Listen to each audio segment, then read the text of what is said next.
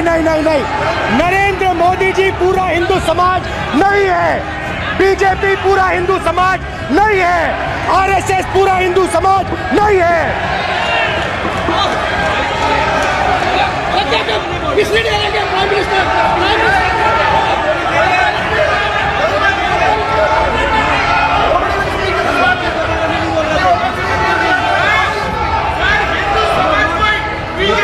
ये ठेका नहीं है बीजेपी का। यादव जी बोलना चाहते हैं? ये सब हिंदू हैं यहाँ पे, ये सब हिंदू हैं। कि 3 बार नरेंद्र मोदी ने टेस्ट किया, 2 बार क्या मैं अयोध्या से लड़ जाऊं, और सर्वेयर्स ने कहा अयोध्या में मत लड़ जाना, अयोध्या में मत लड़ जाना, अयोध्या की जनता हरा दी। और इसीलिए प्रधानमंत्री वाराणसी गए और वहां बच के निकले। नमस्कार, मैं रवीश कुमार। नेता प्रतिपक्ष के रूप में राहुल गांधी का पहला भाषण कैसा था?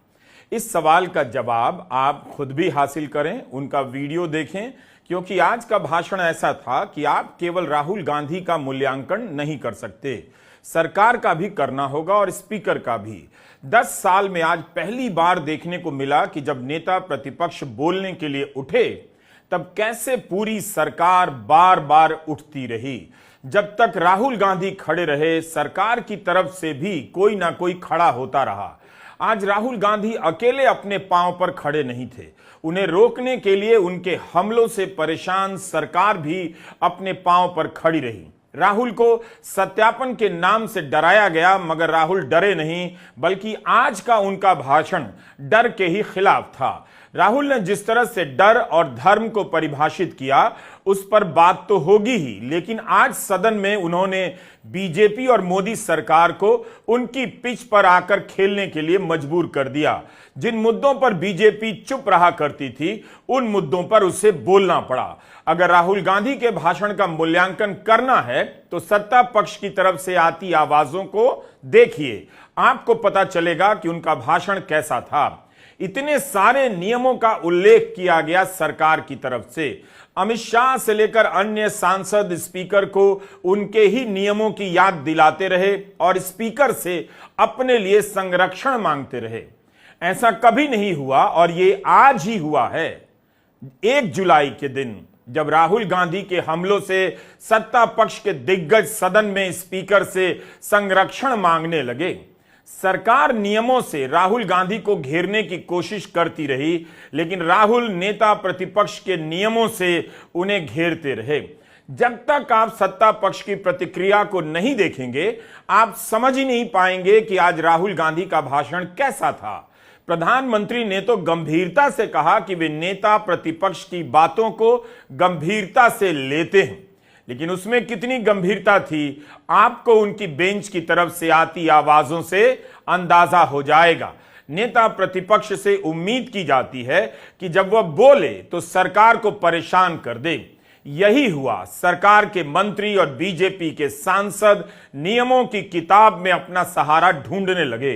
राहुल की बातों को सत्यापित करने की मांग होने लगी और नियम पढ़कर बताया जाने लगा कि नेता प्रतिपक्ष को किस तरह से, किस तरफ देखते हुए और किन किन बातों का जिक्र नहीं करते हुए भाषण देना चाहिए और भाषण देते समय किस तरह से उन्हें पेश आना चाहिए। इस सदन के नियमों की पुस्तिका, इससे कुछ सदस्यों को क्या मुक्ति दे दी गई है?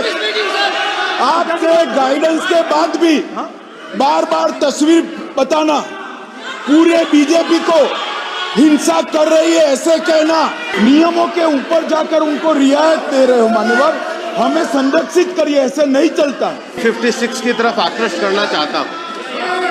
अगर कोई सदस्य स्पीकर साहब के ध्यान में लाने के बाद इररिलेवेंट और लगातार किसी विषय को बार बार दोहराता है, तो आपके पास ये अधिकार है कि आप उस सदस्य को निर्देशित करके रोक सकते हैं।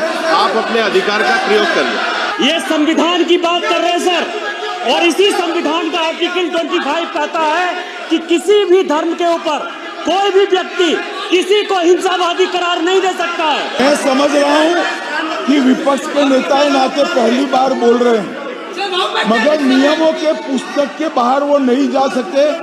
ये स्टेटमेंट करे कि हम कहते हैं कि किसान आतंकवादी, तो कैसे सदन में चल सकता है मान्यवर? मैं दो नियम रूल 349 और रूल 352 के संबंध में आपका ध्यान आकर्षित करना चाहता हूं। सबसे पहले तो प्रतिपक्ष के नेता को बोलने का तरीका आना चाहिए। 349 जो 12 है वो स्पष्ट रूप से कहता है शैल नॉट सिट और stand with back toward the chair. 10 साल तक जो बीजेपी राहुल को राहुल ही नहीं समझती रही, प्रधानमंत्री एक बेहद खराब चैनल के इंटरव्यू में कहते हैं कौन राहुल, और उस बेहद खराब चैनल के तमाम एंकर उनके साथ हंसते हैं। आज वही बीजेपी के सांसद नियमों की किताब उठाकर राहुल को बता रहे थे कि नेता विपक्ष को कैसे भाषण देना चाहिए। जिस राहुल का बीजेपी यह कहकर मजाक उड़ाया करती थी कि उन्हें लॉन्च करने की 4 बार कोशिशें हुई हैं मगर सफल नहीं हुई, वही राहुल गांधी आज बीजेपी पर इस तरह भारी पड़ने लगे जैसे बीजेपी राहुल के सामने 4 बार से खड़ी होने की कोशिश कर रही थी।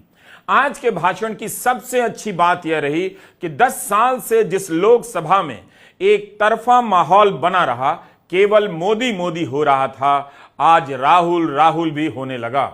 10 साल से लोकसभा में जो सूनापन आ गया था, आज वह दोनों तरफ से आ रही आवाजों से गूंजने लगी। राहुल गांधी का भाषण छोड़िए, आज लग रहा था कि लोकसभा में लोकतंत्र बोल रहा है, उसकी आवाज में अभी जान बाकी है। आज के वीडियो में बहुत कुछ होगा, लेकिन काफी कुछ नहीं भी हो सकता है, क्योंकि संभव नहीं कि सभी बातों को यहां समेट दिया जाए। आप इस वीडियो को पूरा देखने का धीरज रखिए। 1 जुलाई का यह दिन याद रखने का दिन है। हम शुरुआत वहां से करते हैं जहां राहुल गांधी ने अपने भाषण का अंत किया। आपको याद होगा जब ओम बिरला स्पीकर चुने गए, तब नेता सदन और नेता प्रतिपक्ष दोनों उन्हें आसन तक छोड़ने गए। राहुल गांधी ने हाथ मिलाया और प्रधानमंत्री ने भी हाथ मिलाया। फिर इस तस्वीर को लेकर काफी चर्चा हुई कि स्पीकर ने प्रधानमंत्री मोदी का अभिवादन झुककर किया और राहुल गांधी का अभिवादन सीधे तने रहकर किया। राहुल गांधी ने इसी प्रसंग का जिक्र कर आज बता दिया कि वे इस सदन में सीमा में भी रहेंगे और सीमाओं को तोड़ते भी रहेंगे। Now, Speaker sir, why I'm saying this, and forgive me for saying this, but when you were being put on that chair, I walked there to help you, to walk with you to the chair. And I shook hands with the Prime Minister and I shook hands with you. And then I walked to your chair. And you are the final arbiter of the Lok Sabha. You're the final word here. What you say fundamentally defines Indian democracy. You don't allow us to speak, you allow us to speak, you allow them to speak, you don't allow us to speak. All these things define Indian democracy. Speaker sir, there are actually 2 people sitting in that chair. There is the Speaker of the Lok Sabha, the Speaker of the Indian Union, and there is Mr. Om Birla. When Modi ji went and shook your hand, and I went and shook your hand, I noticed something. When I shook your hand, you stood straight like this and shook my hand. And when Modi ji shook your hand, you bowed down and shook his hand.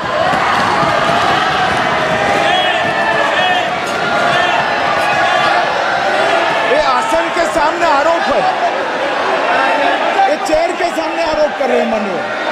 Now with all respect, sir,